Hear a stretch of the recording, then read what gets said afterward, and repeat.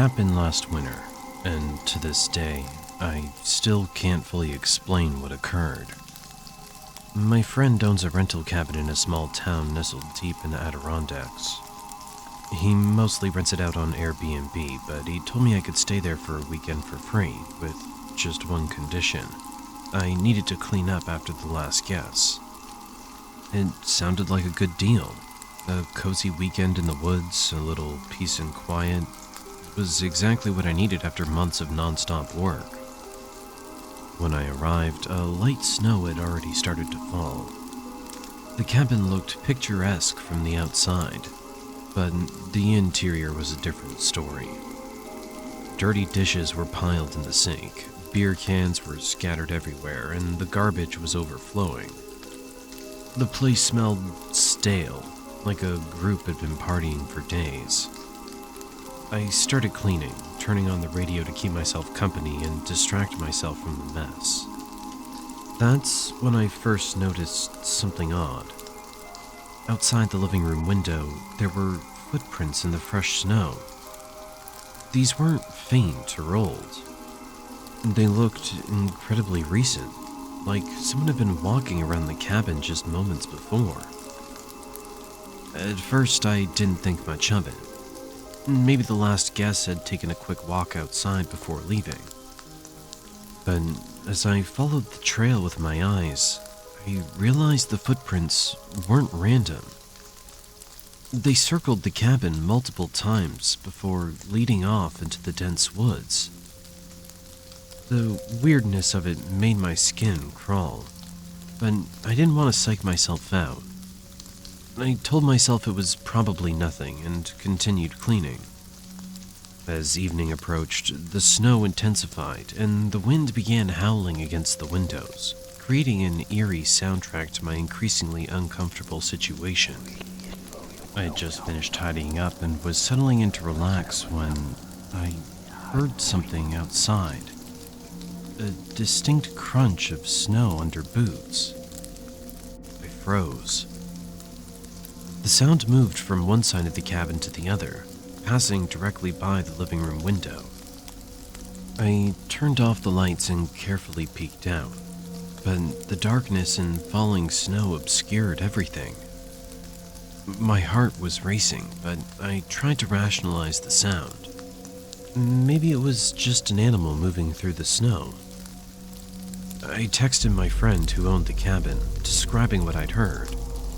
He casually suggested it was probably a deer and told me not to worry.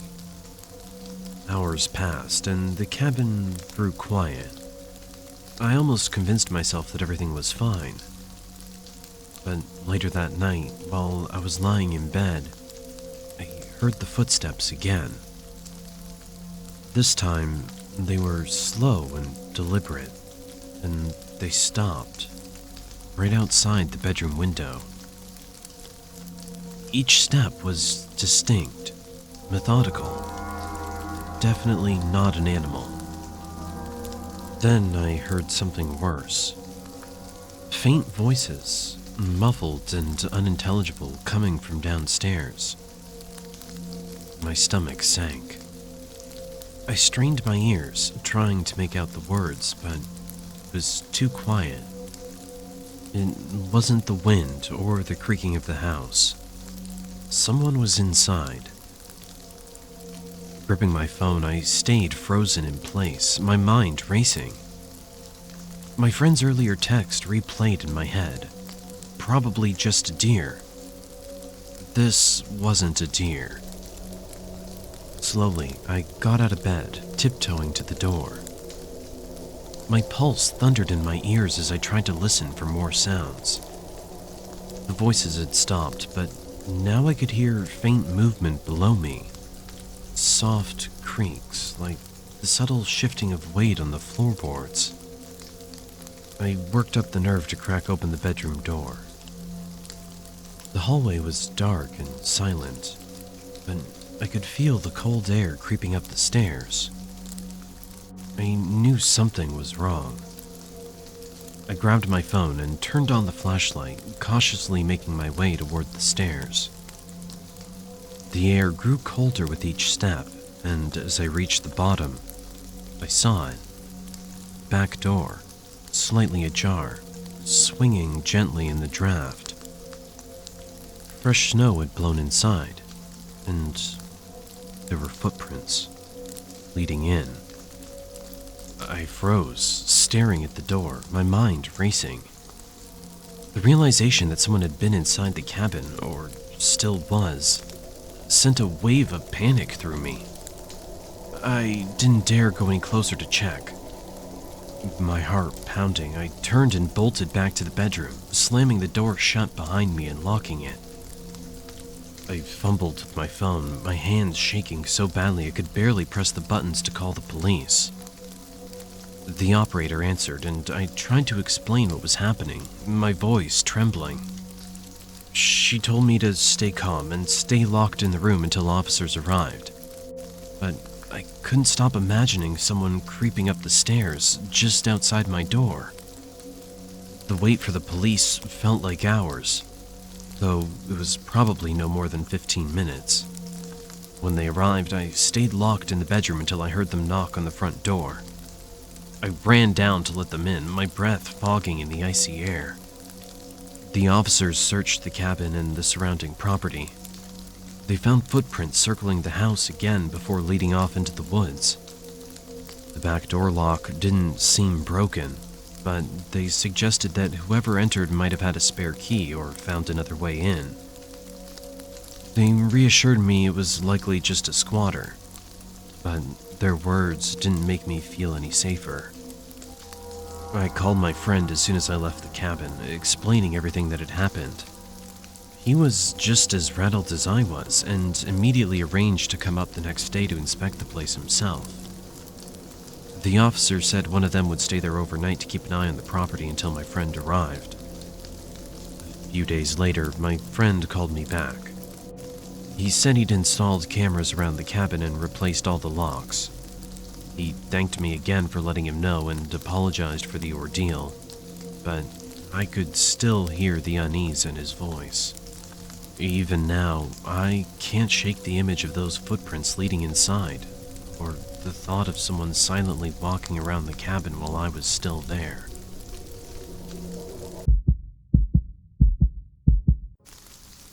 What I'm about to share happened last winter at a remote ski resort in Vermont. I've kept quiet about this experience for months, but after seeing a recent post online describing something eerily similar, I knew I had to come forward. I was working as a travel blogger back then, visiting off-the-beaten-path locations across New England. My friends Maria and True usually join me on these trips, something I'm now eternally grateful for, as I don't think anyone would believe this if I'd been alone. We'd booked one of the resort's most isolated cabins, about 2 miles from the main lodge. The first red flag came during check-in, when the manager seemed hesitant to give us that specific cabin. He even offered us a free upgrade to stay closer to the lodge. We declined, thinking we'd lucked out with the location. Looking back, I should have noticed how his hands trembled while handling our paperwork. The day passed normally. We spent it skiing, took some photos, and settled in for the night. That's when things took a turn I still struggle to explain. It was around midnight when Maria first spotted it through our frost-covered window. Against the moonlit snow, a dark figure was gliding down the unlit ski trail. Now, anyone familiar with skiing knows that night skiing is not just prohibited, it's practically suicide on advanced trails like this one. But what caught our attention wasn't just the time.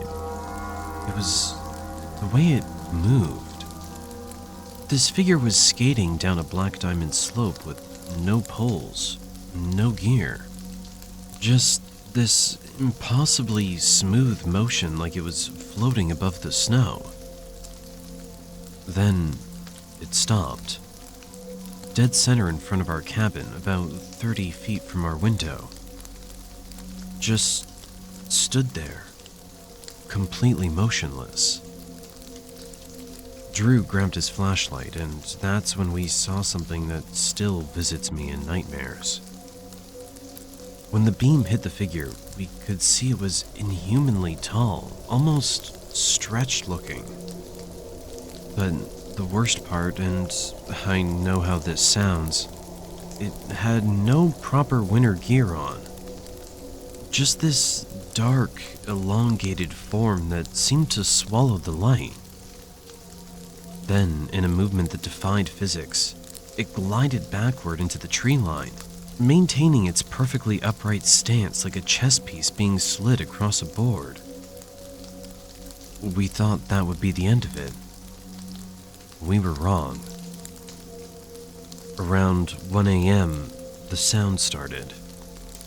That distinctive shh of skis cutting through snow, circling our cabin. Slowly, methodically. It would stop at each window for several minutes before moving on. Sometimes we'd hear this weird scraping on the walls, like something dragging its fingers across the wood. The longest part of my life was waiting for dawn, huddled in the living room, listening to those sounds get closer and further away, but never quite leaving. At one point, and this still makes my skin crawl, we heard whistling. In the dead of winter at 3 a.m., someone or something was whistling jingle bells while circling our cabin. When the sun finally rose, we practically ran outside to check the snow. That's what still haunts me the most. There were no tracks. The powder around the cabin was completely untouched. Not a single ski trail, not one footprint. Nothing to prove anything had been out there all night. But here's the part that made me finally share this story. Last week I received a message from someone claiming to be a former resort employee. They told me about an incident from the 1970s where a skier got lost in a blizzard near where our cabin stood. When they finally found him 3 days later, he was frozen solid, still standing upright on his skis, leaning against a tree. The rescue team reported that despite the brutal cold, his face bore an unnatural, wide smile. The message included an old newspaper photo of the rescue. The body's position, the unnatural angle of its head, it was identical to what we saw that night. I did some digging. In the past 40 years, there have been 6 other reports of people seeing a lone skier on that trail at night. Each description matches what we saw. Unnaturally tall, smooth gliding motion, no equipment. 3 of those reports mentioned hearing jingle bells being whistled. I've quit my vlogging career since that night. Some stories just aren't worth telling. But I need to know. Has anyone else experienced something similar at this resort? Part of me hopes no one responds. But the other part needs to know we're not alone in this. Just, if you're ever skiing in Vermont and someone offers you a different cabin as a free upgrade, take it.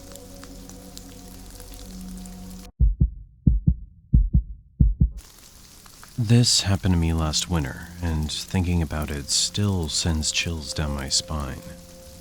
I live in a pretty remote area of northern Maine, about 25 minutes outside of Bangor. The house sits on 5 acres of land, mostly surrounded by dense forest. Living alone out there never really bothered me before that night. It was mid-January, and we were getting hit with one of the worst snowstorms I'd seen in years. The wind was howling so loud it sounded like someone screaming, and the snow was coming down in thick sheets. I'd been working from home that day, trying to finish up some reports before the weekend. Around 7 p.m., just as I was heating up leftover pasta for dinner, the power went out. This wasn't unusual during bad storms, which is exactly why I had a generator installed behind the house last year. It was supposed to kick in automatically when the main power failed, but the house stayed dark. I grabbed my flashlight from the kitchen drawer and my heavy winter coat, figuring I'd have to go out and check what was wrong. The moment I opened the back door, the wind hit me like a punch to the face. The temperature had dropped to something ridiculous, probably around 0 degrees. My flashlight beam cut through the darkness, and that's when I saw something that made my stomach drop. Fresh footprints in the snow, leading directly to the generator. They couldn't have been more than 30 minutes old, or they'd have been covered by the falling snow. I lived alone. The nearest neighbor was a half a mile away. Nobody should have been anywhere near my property, especially not in this weather. I followed the footprints to the generator, my heart pounding in my chest. The control panel was open, and some of the wires looked like they'd been tampered with. With shaking hands, I managed to reconnect what looked disconnected and hit the reset button. The generator hummed to life, and the house lights flickered back on. I hurried back inside, double-checking all the doors were locked. I tried calling the police, but my cell service was spotty because of the storm. I kept telling myself I was overreacting, that maybe it was just an animal that had knocked something loose. But deep down, I knew those were human footprints. 15 minutes later, just as I'd started to calm down, the lights flickered and went out again. This time, there was no mistaking it. I heard the distant click of the generator being shut off. My stomach dropped. I grabbed my flashlight and moved cautiously to the living room window, scanning the backyard. The snow was coming down heavier now, and visibility was poor, but the beam of my flashlight caught movement. A shadow darting away from the generator and toward the tree line. Whoever it was, they weren't sticking around. At first, I thought they might be leaving, but then I realized they were repositioning, circling to avoid being seen. My heart was pounding as I crept back into the kitchen, double-checking the locks on all the doors. That's when I heard it. The crunch of boots in the snow. Slow and deliberate. This time, coming from the front porch. Whoever it was wasn't just trying to cut the power anymore. They were testing the house itself. I could barely breathe as I crouched low, the sound of boots moving methodically around the house, making the walls feel paper thin. Occasionally, the steps stopped, followed by the faint clinking of metal. They were trying the windows, one by one. My hands were trembling so bad I could barely dial 911. The dispatchers told me officers were on their way, but it would take at least 15 minutes in this weather. Those were the longest 15 minutes of my life. I sat in the dark living room, clutching my flashlight like a weapon, listening to someone trying various windows and doors around the house. Occasionally, I'd hear snow crunching as they moved around outside, followed by the sound of metal tools clinking together. When I finally saw the red and blue lights reflecting off the snow through my windows, I almost cried with relief. The officers found a man crouched behind the generator with a backpack full of tools. They said he'd been methodically disabling it and trying to cut power to the house completely. His car was parked about a mile down the road, hidden behind some trees. Turns out he was wanted for a string of burglaries in the area. His method was always the same: disable the power during bad weather, wait for the homeowner to either leave or fall asleep, then break in. The cops told me I was lucky I noticed the footprints when I did. If I hadn't fixed the generator that first time, he would have assumed I'd gone to sleep and tried breaking in sooner. I've since installed security cameras and motion sensor lights all around the property, but on stormy nights when the wind picks up and the power flickers, I still find myself staring out the window, checking for footprints in the snow.